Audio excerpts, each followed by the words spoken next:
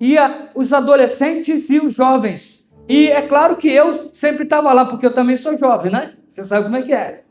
Eu estava lá às vezes que tem algumas pessoas que acompanhavam a gente também, mas dessa vez eles fizeram aqui na igreja. E eu quero dizer que foi um baita de um movimento, né? Foi algo que marcou a igreja. Nós tivemos aqui a oportunidade de ouvir palavras tremendas do Senhor, né? Tanto na sexta como no sábado, irmãos.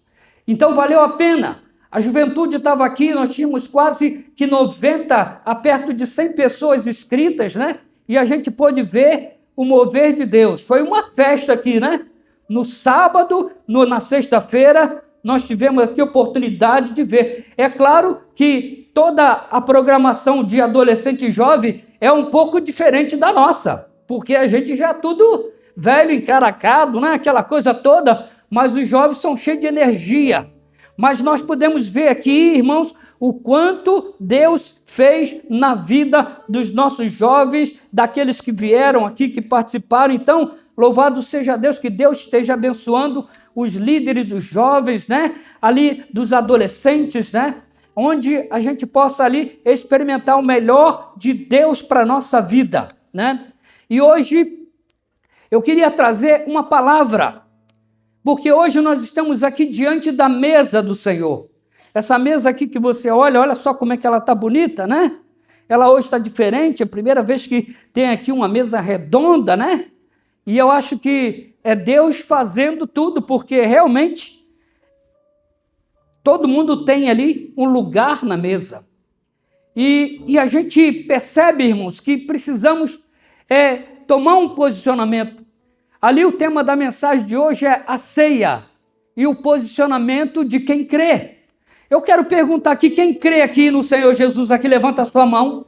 Dá um glória a Deus aí, irmãos. Dá um glória a Deus aqui, bem forte. Eu creio em Deus. E esse é o posicionamento que a gente, muitas vezes, que a gente tem uma fé, e a nossa fé, sabe o que acontece? Ela fica trancada. E essa fé, ela não é para ficar ali escondida dentro de nós, não. Ela para poder sair de nós e alcançar aqueles que estão à nossa volta. Eu e você precisamos nos posicionar. E eu queria trazer aqui esse texto bíblico que é bem conhecido, que eu acredito que a maioria das vezes que eu vou fazer ceia, eu sempre escolho esse texto. Eu tenho tantos textos, né, falando sobre ceia, mas eu sou apaixonado por esse texto aqui, e eu pedi, Senhor, me dá uma palavra, para que eu pudesse estar trazendo hoje, nesse dia, nesse domingo de ceia do Senhor. Então, ele colocou essa palavra, eu gostaria de compartilhar com vocês, e eu quero convidar você a ler comigo esse texto. Vamos lá então, todos juntos, vamos lá? Porque eu recebi do Senhor o que também vos ensinei, que o Senhor Jesus, na noite em que foi traído, tomou o pão e, tendo dado graças, o partiu e disse: tomai, comei, isto é meu corpo que é partido por vós. Fazei isto em memória de mim. Semelhantemente também, depois de cear, tomou o cálice, dizendo: este cálice é o novo testamento no meu sangue. Fazei isto todas as vezes que beberdes em memória de mim. Porque todas as vezes que comerdes este pão e beberdes esse cálice, anunciais a morte do Senhor até que ele venha. Pai querido, nós queremos aqui, Senhor, tomar a tua palavra. E queremos nessa noite, Pai, pedir que a unção do Espírito Santo de Deus esteja nesse lugar para quebrar os corações, para quebrar, Senhor, as barreiras, aquilo que se levanta contra ti, Senhor. Senhor, em nome de Jesus, ó Pai, que o Senhor possa estar agora, Senhor, ministrando, Pai. Senhor, eu quero repreender, em nome de Jesus, toda ação contrária à tua nesse lugar, Pai. Que todos a ação espiritual, Senhor, do mundo, Senhor, ó Pai, que as trevas hoje caia por terra em nome de Jesus, ó Pai. E que nós possamos sair daqui hoje, Pai, renovado, transformados, lavados pelo sangue e o poder de Jesus Cristo, Pai. Que em nome de Jesus, ó Pai, nós possamos nos posicionar aqui, Senhor, nessa noite, e sair daqui, Senhor, convicto de que o Senhor nos chamou para trabalhar na Tua seara, Pai, e fazer a Tua vontade, ó Pai. Então, Pai, ministra agora, Pai. Tu tens liberdade, Espírito Santo, para agir nessa casa. Tu tens liberdade para entrar, Senhor. Tu estás batendo a porta, então, Senhor, que possamos abrir o coração e ouvir, Senhor, a Tua voz, ó Pai. É o que nós te pedimos, no nome santo e poderoso de Jesus Cristo. Amém e amém. Amém, querido? Glória a Deus. Então, eu queria falar uma coisa para você nesse momento. Existe algo muito especial na ceia do Senhor.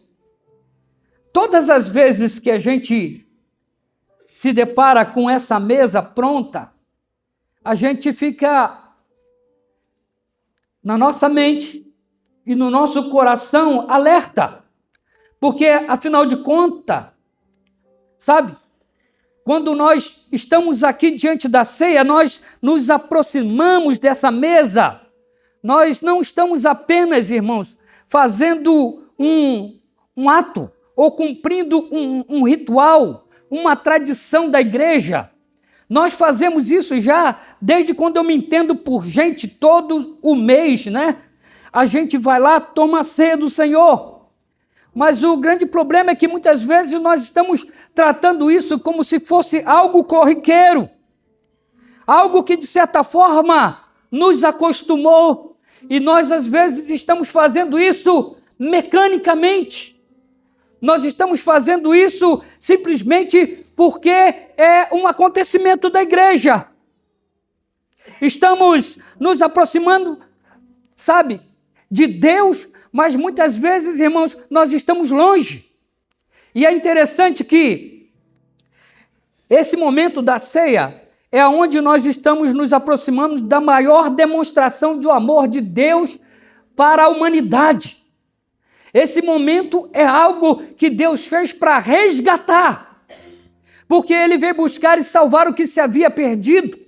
Então, Jesus, quando Ele vem e entrega a sua vida, e Deus entrega o seu Filho para morrer em nosso lugar, Ele está dizendo ali o quanto Ele nos ama. Amém, irmãos?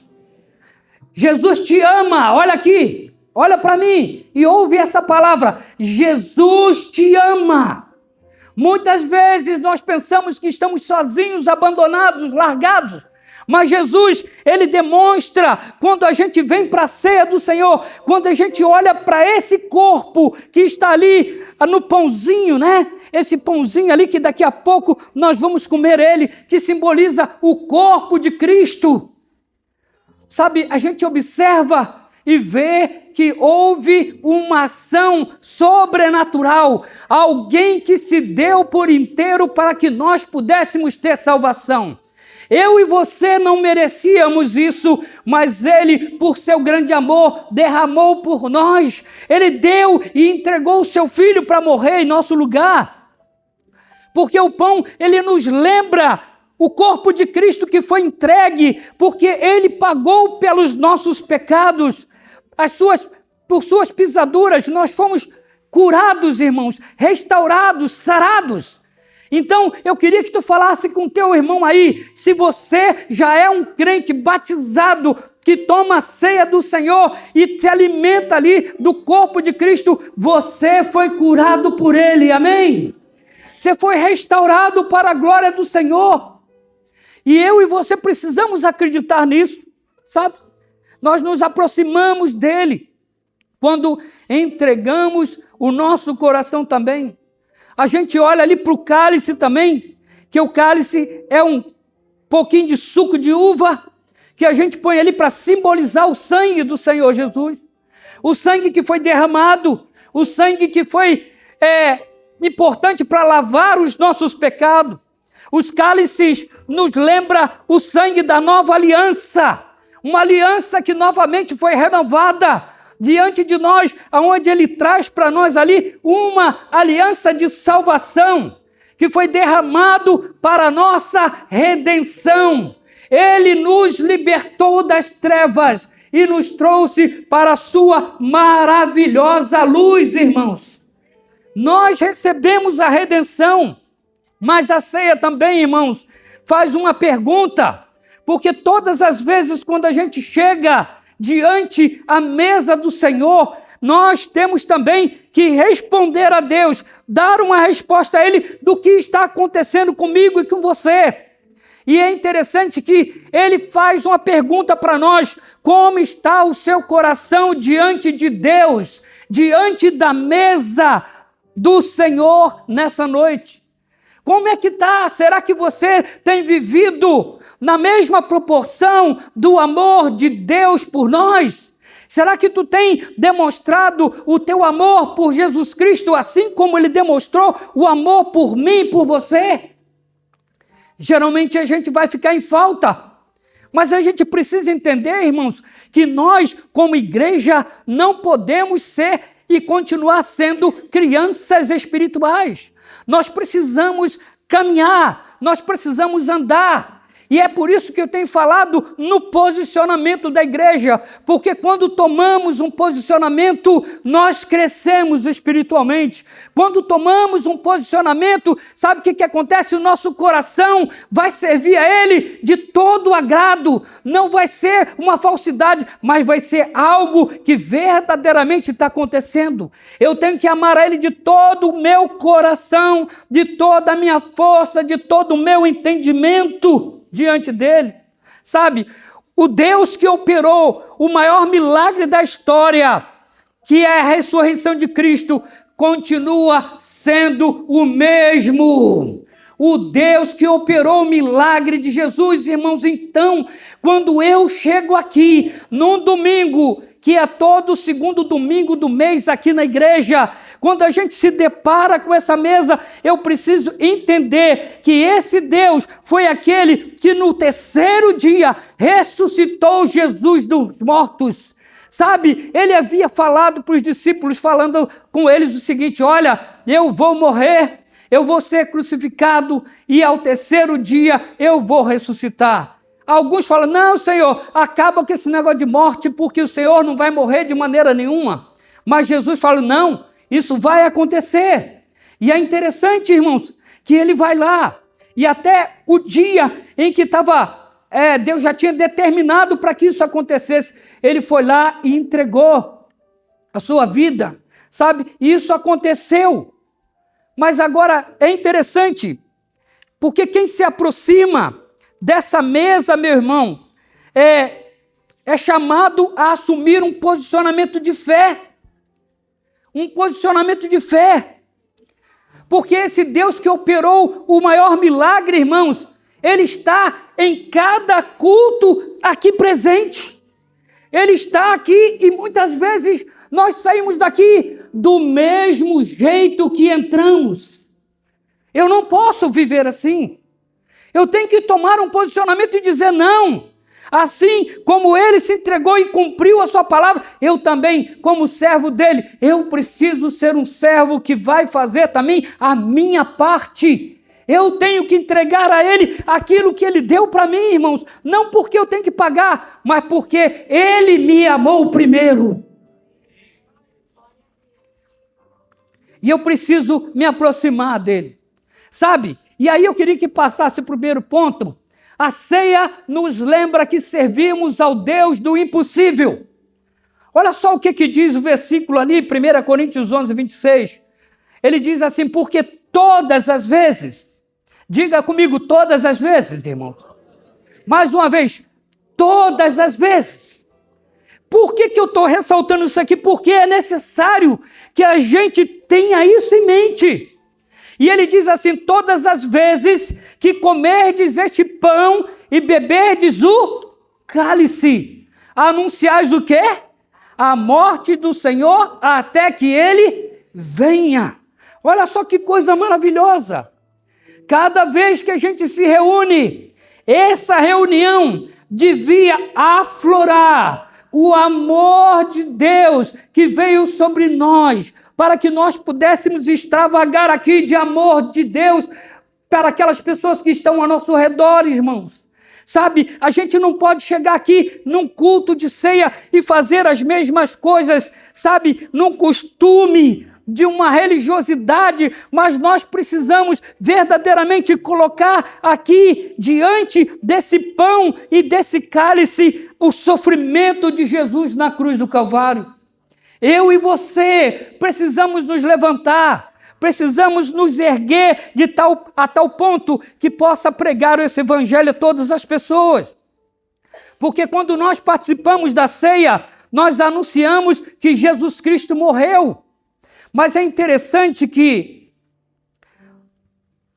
nós anunciamos não uma derrota, nós estamos anunciando uma vitória.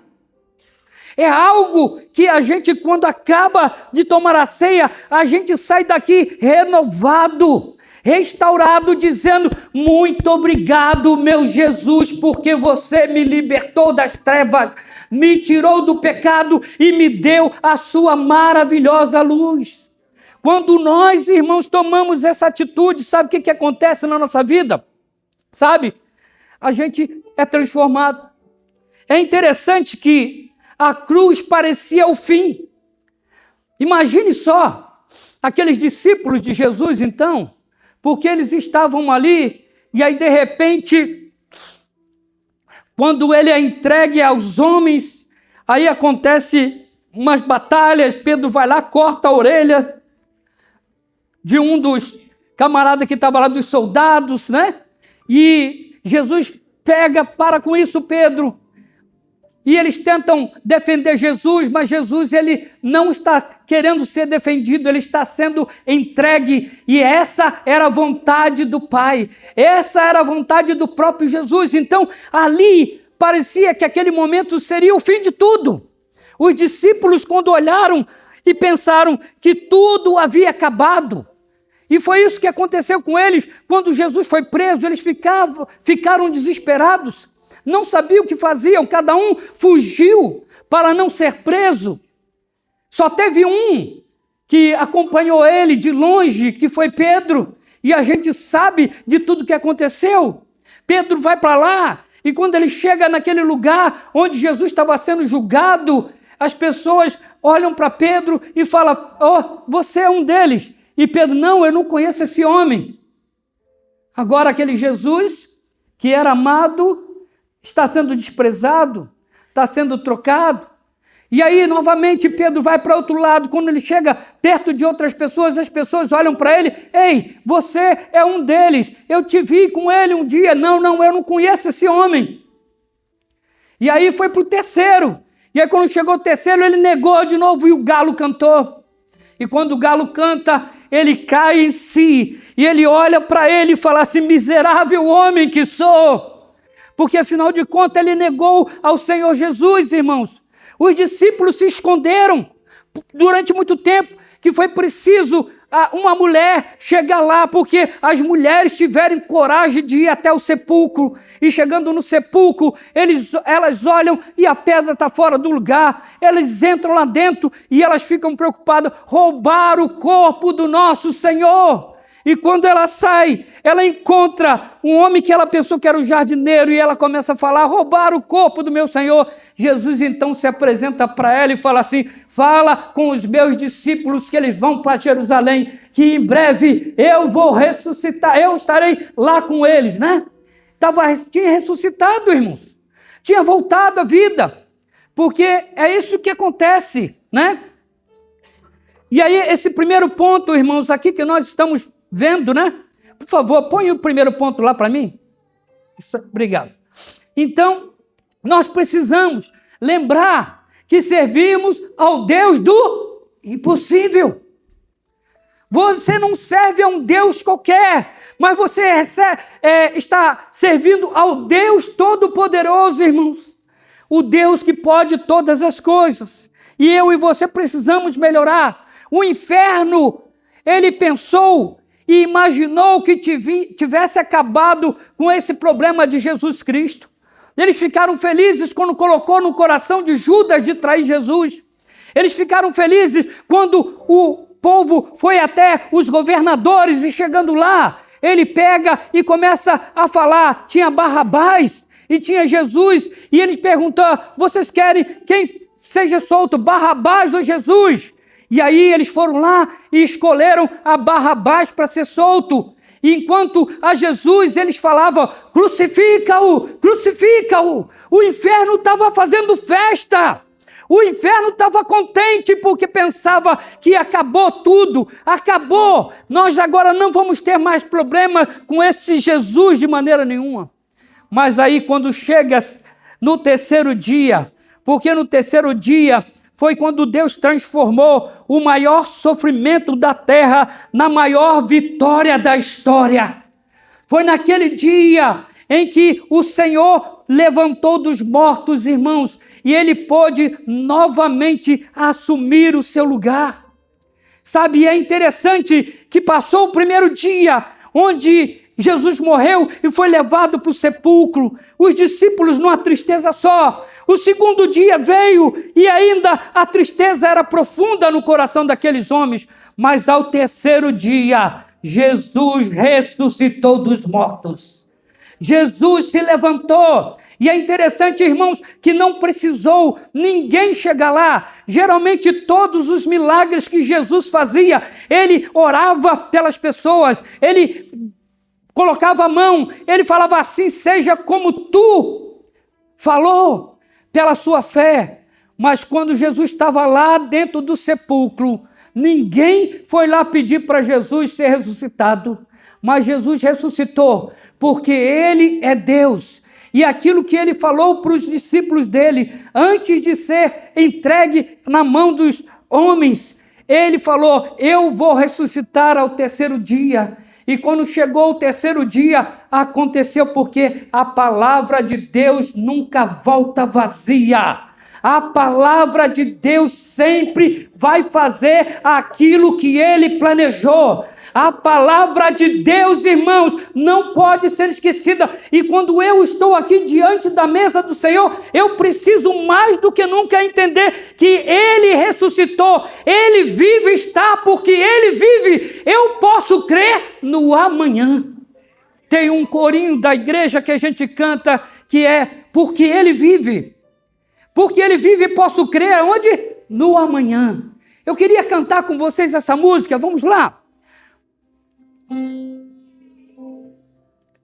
Porque Ele vive, posso crer no amanhã. Porque Ele vive, temor não há. Mas eu bem sei, eu sei que a minha vida está nas mãos do meu Jesus que vive. Está. E quando enfim, vamos lá. E quando enfim chegar a hora em que a morte enfrentarei, sem medo então terei vitória. Declare isso, meu irmão. Verei na glória o meu Jesus que vive está. Levante a sua mão e declare isso agora. Porque Ele vive, posso crer no amanhã. Porque Ele vive, temor não há. Mas eu bem sei, eu sei que a minha vida está nas mãos do meu Jesus que vive está. Você pode aplaudir o Senhor, meu irmão? A Ele toda a honra, toda a glória, todo o louvor. Porque Ele vive. Porque Ele vive, eu posso crer no amanhã. Nós estamos aqui diante da ceia, na qual nós falamos aqui que Ele vai um dia estar tomando essa ceia com a gente lá no céu, irmãos. Nós estaremos junto dele.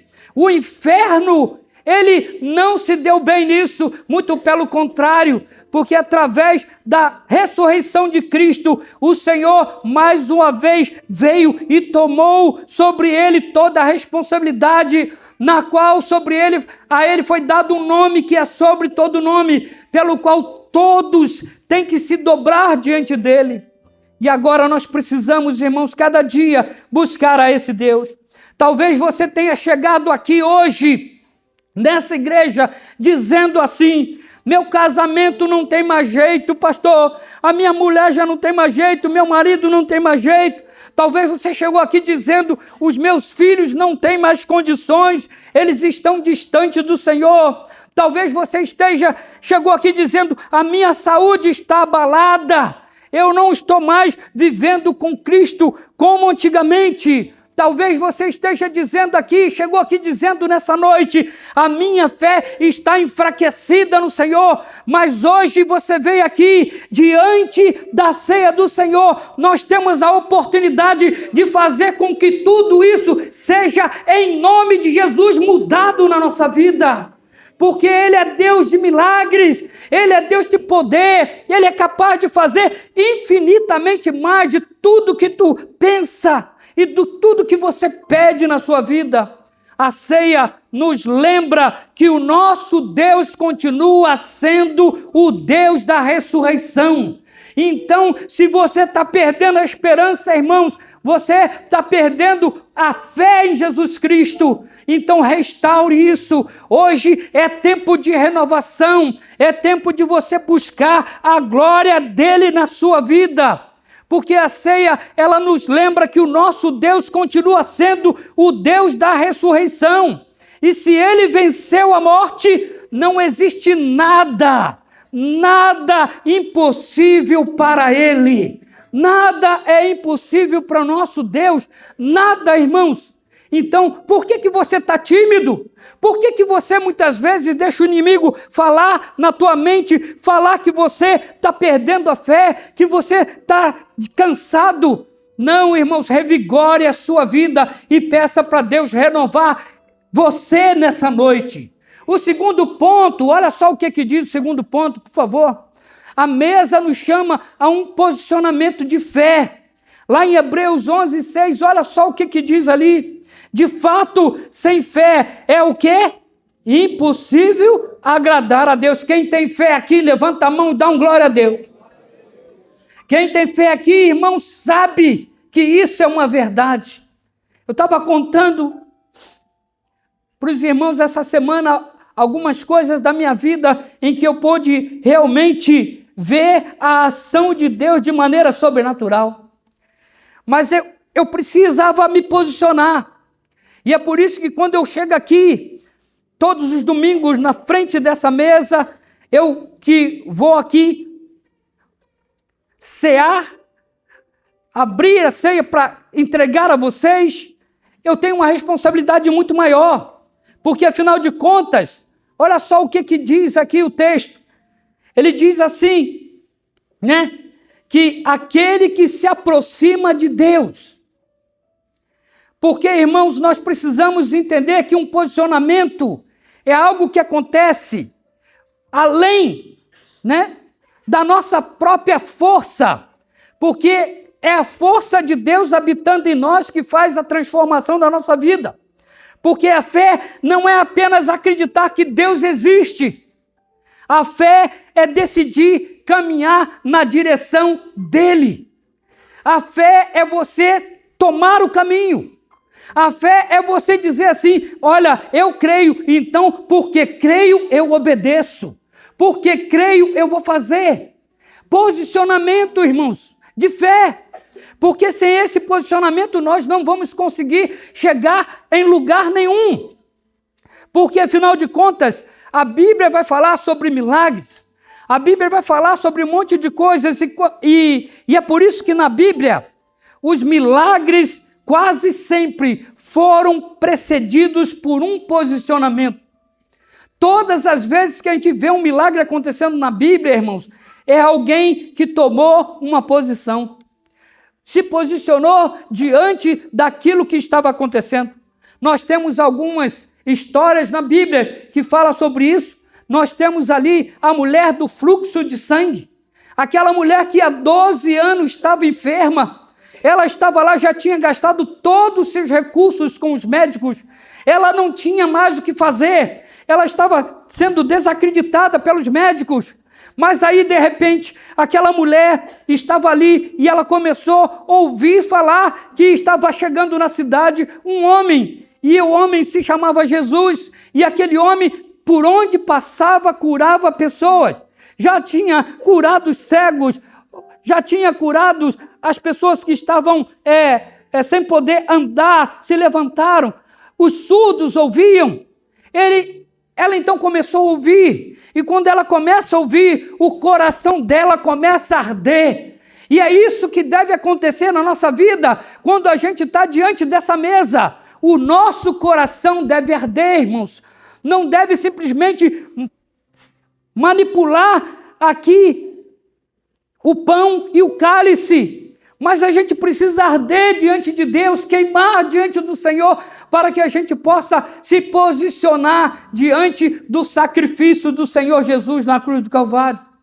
Aquela mulher simplesmente ouviu falar, e ela então tomou um posicionamento, e ela disse: eu vou pegar e vou tocar nas vestes do Senhor Jesus, e eu vou ser o quê? Curada. Alguém falou isso para ela? Não, porque as pessoas estavam dizendo: não, nem vai lá, você é uma maldição, você é maldição, não, fique longe das pessoas. Mas ela não quis saber, ela estava fraca, ela estava deprimida por causa da sua doença, mas ela não abriu mão de maneira nenhuma do posicionamento que ela tomou. Quando ela viu que Jesus se aproximava, ela foi até Jesus com dificuldades, enfrentando a multidão, se lançando, até que então ela chegou perto de Jesus e tocou nas suas vestes. E quando ele toca nas suas vestes, Jesus imediatamente vai lá e para e fala: alguém me tocou. E aí os discípulos: mestre, você está cercado de gente, você está perguntando quem me tocou? Não, alguém me tocou, porque eu senti em mim sair virtudes. Olha só que coisa maravilhosa, irmãos. E aí Jesus então para, e ele começa a falar: quem é que me tocou? E aquela mulher com vergonha, ela se manifesta: foi eu que toquei Jesus. E Jesus então vai lá para ela, conversa com ela, conhece a história dela, e Jesus falou: vai e ser curada. Amém, igreja? Vai e ser curada.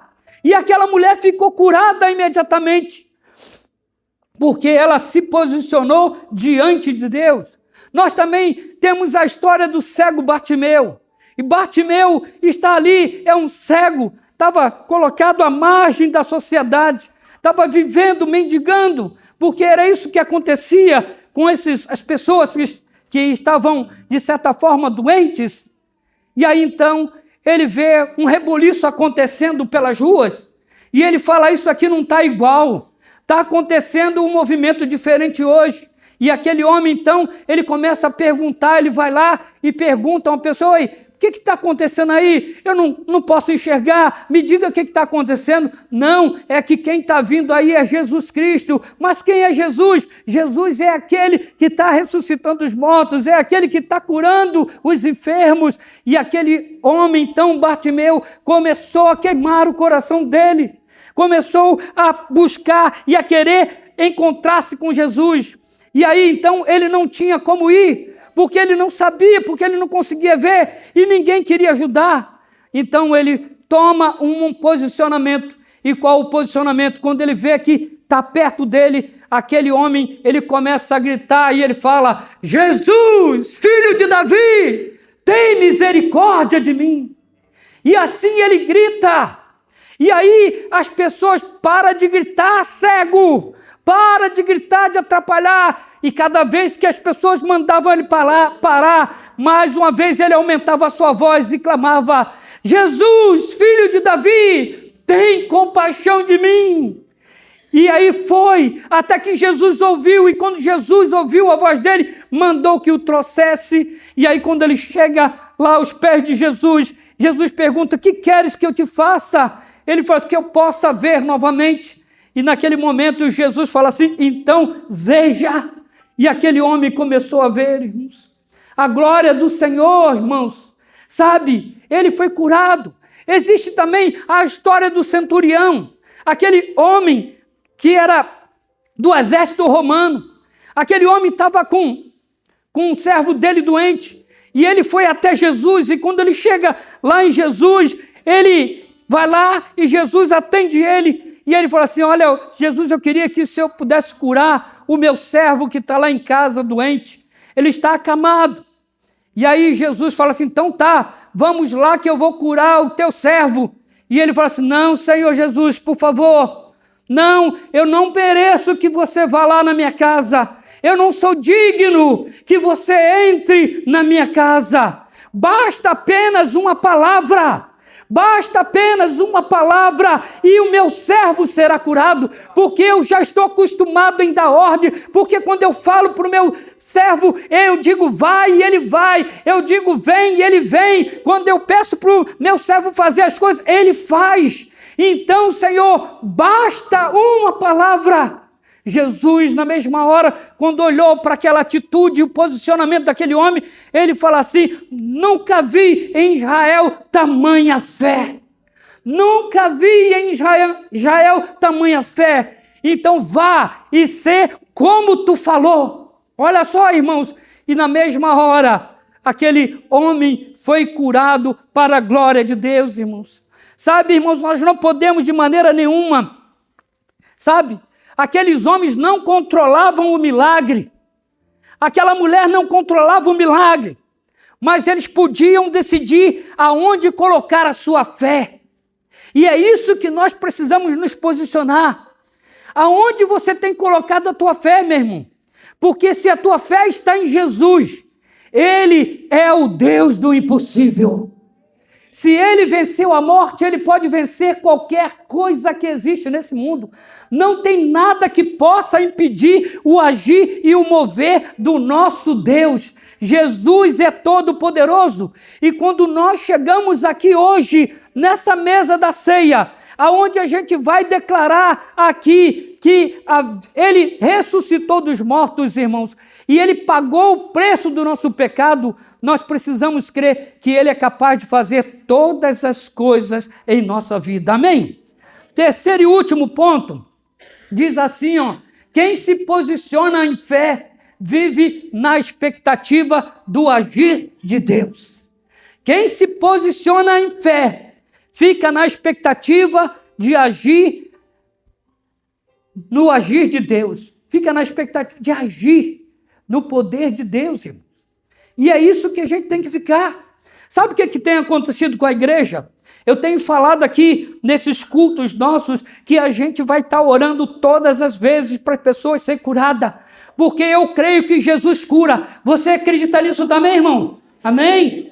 Então, nós não podemos parar como igreja de orar, porque a fé é o firme fundamento das coisas que a gente espera e não se vê.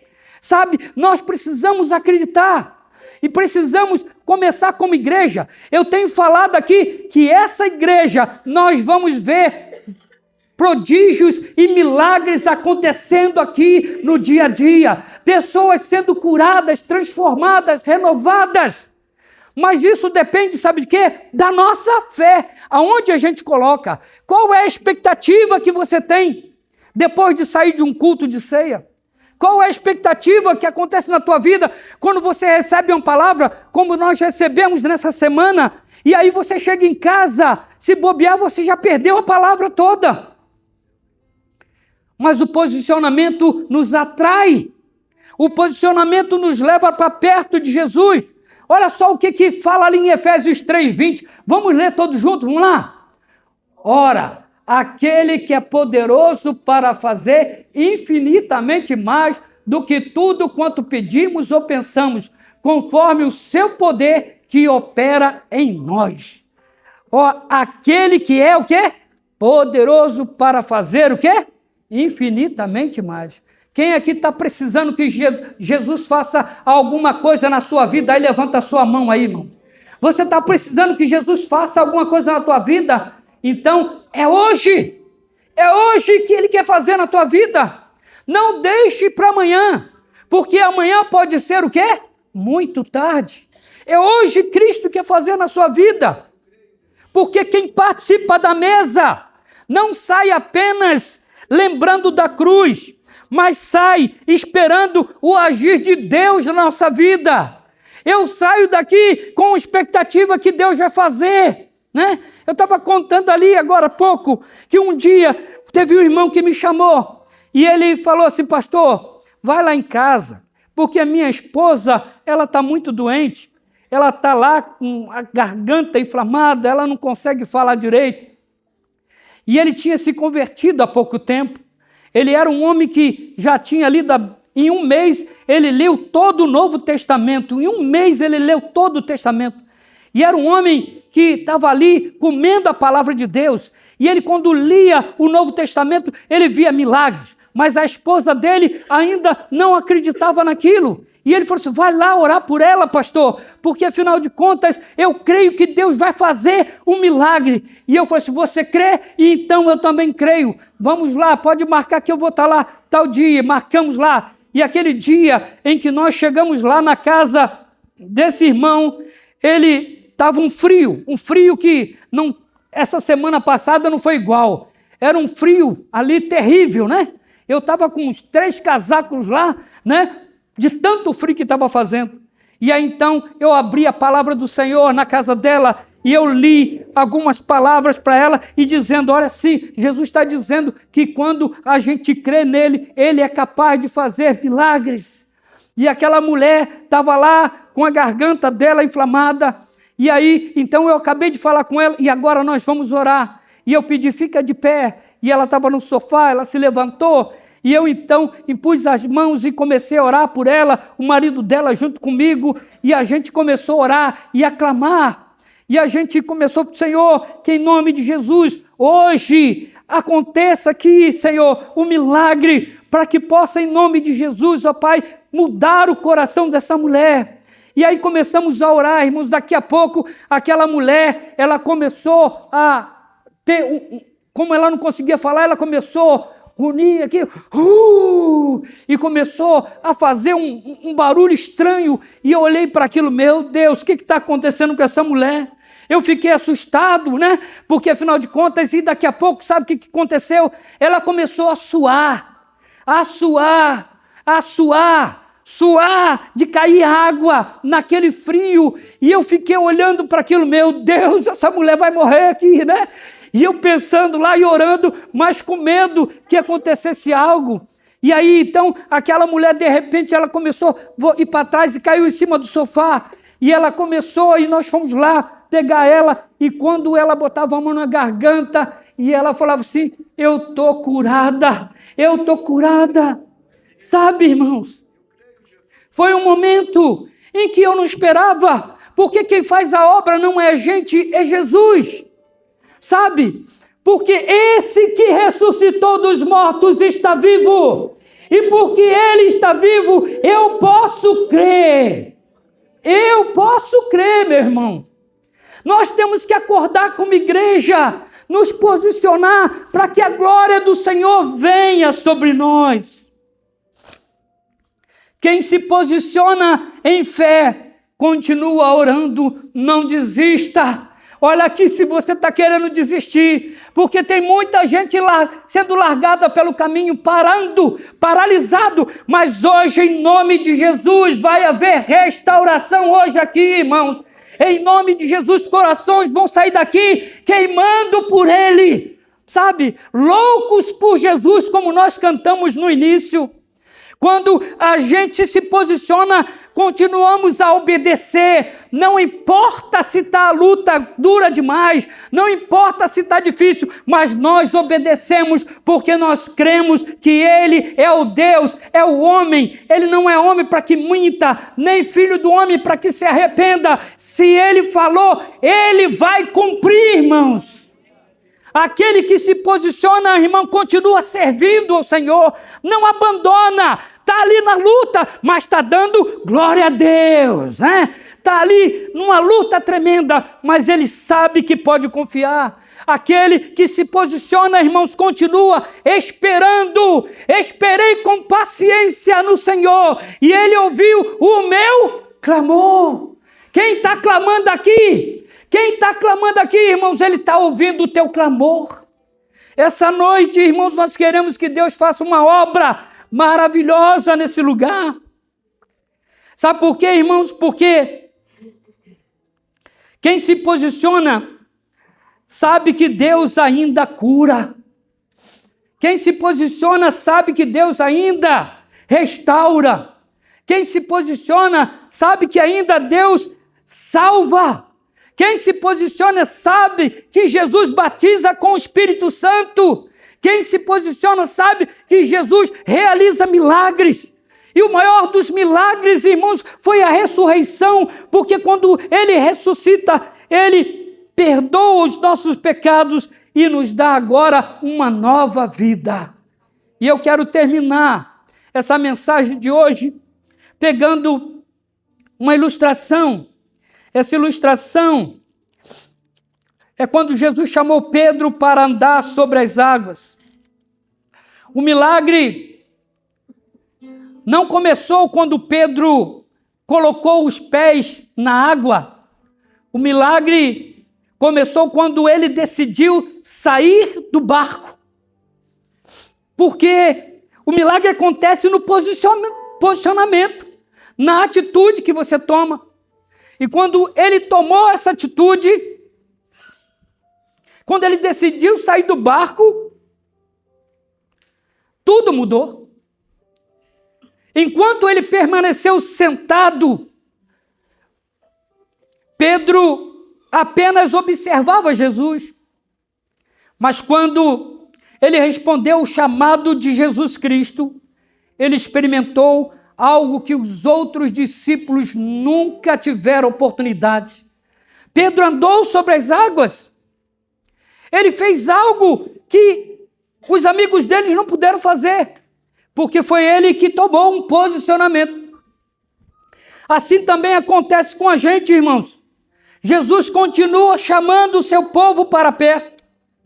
Jesus continua dizendo para nós: venha, caminhe comigo, meu filho, confia em mim. Porque o posicionamento, irmãos, não obriga Deus a agir, mas Ele nos coloca e coloca o nosso coração no lugar onde Ele deseja nos transformar. Quando a gente se posiciona, Deus vai agir na nossa vida. E eu queria que você, nessa noite, nós vamos passar para esse momento da ceia. E eu queria que você pudesse, nessa hora,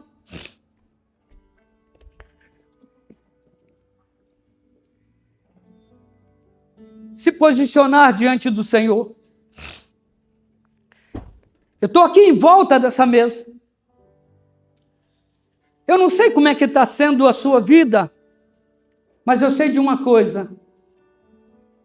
Se você talvez está tomando e comendo pão, bebendo do cálice desse momento aqui, de qualquer maneira, irmãos, isso não vai mudar a sua vida.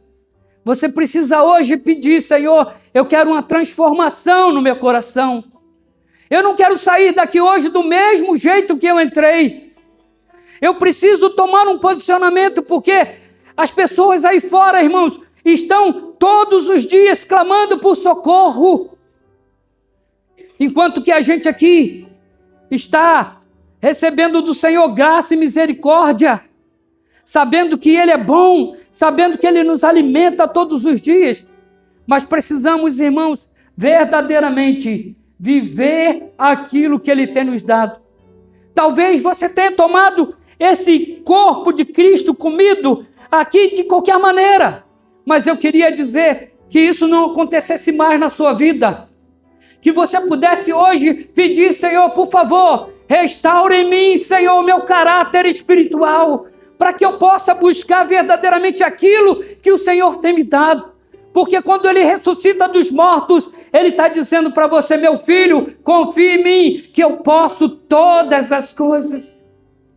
E eu queria hoje, aqui antes da gente tomar a ceia, eu queria convidar você que está aqui nessa noite. Eu queria convidar você que está aqui essa noite e chegou aqui com esses problemas que eu falei, desacreditado. Eu não sei o que está acontecendo na tua vida, mas eu queria que, se você, meu irmão, minha irmã, estivesse passando por algum problema, que você hoje se movimentasse, que você tivesse hoje um posicionamento e colocar diante do Senhor: Senhor, eu estou precisando que Tu trabalhe nessa área da minha vida. Eu queria convidar você, enquanto o grupo canta, para que a gente pudesse estar vindo para cá, na frente, e orar, e pedindo: Senhor, restaura em mim, Senhor, o Teu querer, Senhor, e que a Tua vontade seja feita. Vamos ficar de pé